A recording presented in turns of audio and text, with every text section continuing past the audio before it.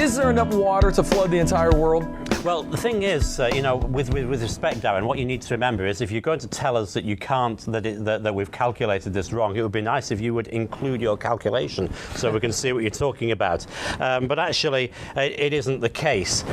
We know from what Scripture says that after the flood, there would be the mountains rising up, the ocean trenches lowering, and that accommodates the amount of water. In fact, the amount of water on the Earth is very great. Yeah. The Earth is actually covered to the surface area of the Earth is covered by 70% water. That's right, yeah. And there's a considerable amount of water there. Now, there was a broadcaster from France called Jacques Cousteau. Now, I've asked audiences in the United States about him. Do they remember him? And they apparently you had Jacques Cousteau's broadcast. I loved his adventures. Yeah. That was incredible. He was a diver, and he used to do these amazing programs from under the sea. And one of the things he pointed out is that if you were to take all the high mountains and you were to put them into the ocean trenches, as it is today, I mean, this man was not a believer, but if you were to take the mountains and you were to put them in the ocean trenches, that actually the Earth would be covered to a depth of well over a mile. Wow. Well over a mile So deep. if the Earth was smooth, there's enough water to go over a mile deep right now. Yes. Now, in fact, of course, we don't